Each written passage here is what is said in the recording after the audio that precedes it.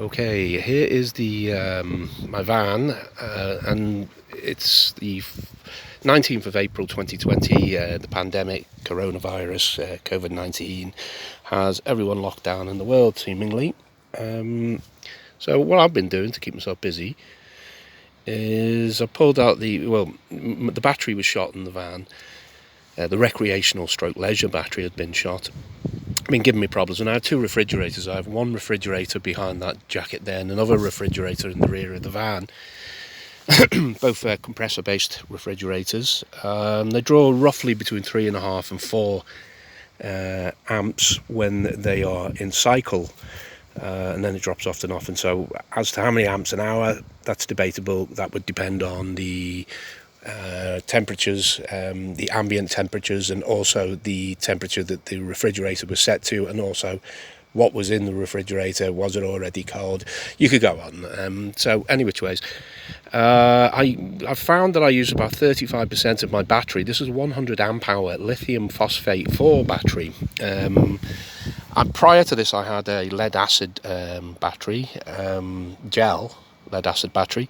And again, as I said, it's shot. It couldn't keep one refrigerator going overnight, never mind two. So I bought this. I managed to get hold of it. I ordered it just prior to the lockdown in Spain, and then I had to sort of sneak on my motorbike up to. I had it delivered to a courier's main hub, and I went to the hub on my motorbike and picked it up from there, utilising the hub as my address.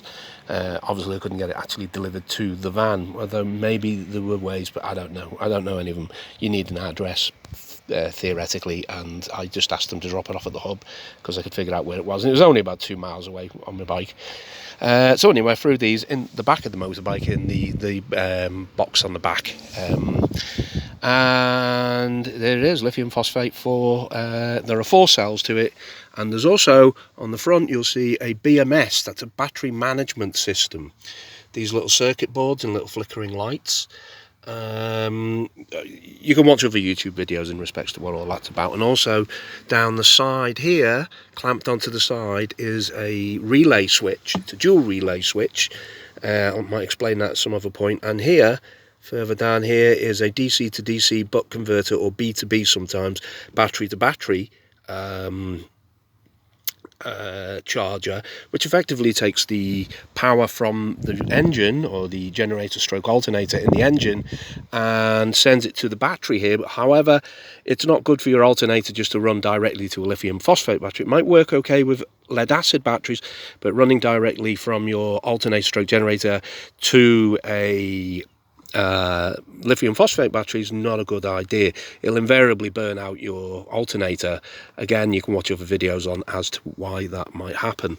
But anyway, this is this box here with the little fan there. That is the B2B unit that I'm using. And if we run around the back of the van, I have 2 solar panels on the roof, flexible solar panels. Each one of them create 120 watts. You'll see them on the roof there. They're held on by Velcro. And if we have to go inside, they are wired into a MPPT controller, which is somewhat like the buck converter up front, which is also an MPPT controller. Maximum power point technology. Obviously you see the brand is Votronic. The other unit up front, the B2B, is also Votronic, if you're into brands. I bought Votronic because it's a pretty solid brand. It's German, European, and it's not dirt cheap, but it's not the super expensive ones neither. It's somewhere in the middle.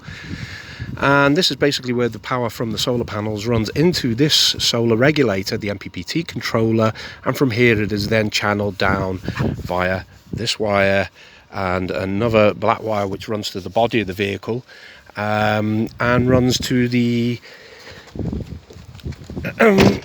lithium phosphate batteries. It can go directly, so the conversion's done at that MPPT controller, so it's fused and all the other good stuff. So anyway, this is what's been keeping me busy.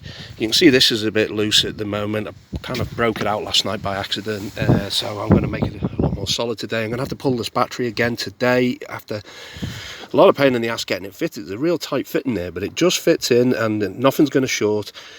This of the two ratchet strap things that again, this was stuff I had to improvise, and I'm relatively limited in what I can come up with because none of the stores are open.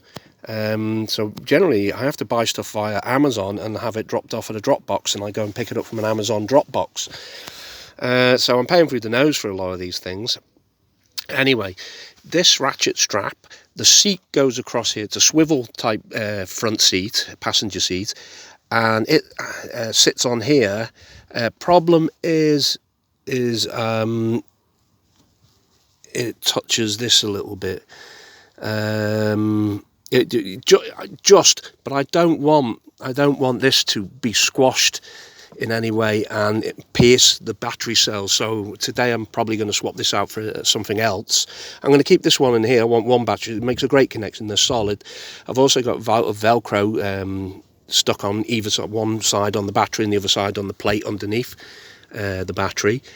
And the Velcro is there not so much necessarily to stick the battery down as is there as a little bit of a buffer, a little bit of padding underneath the battery and the plate, just to, you know, if I go over bumps and bangs, you know, it just softens the blow on the battery, hopefully.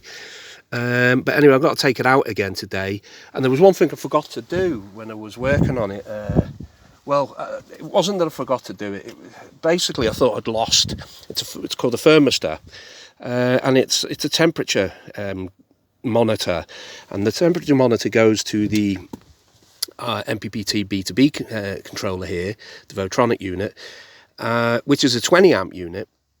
You can get greater, higher units, but however, for this case, this 20 amp is adequate because I'm happy just pushing 10 amps or less at this battery, either from the engine alternator or from the solar panels, because from my experiments I find that one of these batteries, and I'm still not sure which one, I'll figure it out, but one of these batteries gets a little warm, and I think it's the lead battery, so it's either the very far earth battery or the light battery, and they're all wired in series. However, one of them is warming up, and it's only when it's receiving a charge. And I found out if I push 10 or over 10 amps at it, it warms up. I mean, it's not massively warmed up, but it warms up enough for me to think, well, it will deteriorate over time quicker than the other batteries because it's been heated up. So I found 8 amps, between 8 and 10 amps tends to be just the right amount of ampage to push it, this block, without things warming up, you know. So, you know, one of these 4 cells, you don't want one of them warming up and the others, like, what tends to happen actually is one end, and again I'll figure it out which one it is, but one end is going up to like 32 Celsius. I don't know what that is in Fahrenheit, but you'd have to work that out for yourself. Google's your friend. And the others will stay at around 19, between 16 and 19. The 2 middle ones will, sorry. So that'll be about 32. These will be about 19. And that'll probably go up to about 25. So the 2 ends kind of warm up, but one end always warms up more than the other. And I'm not sure if it's the earth side, the ground side, or the live side, the positive side. So one's positive side, while the other side's negative, ground, earth. They're all sort of synonymous in this particular scenario.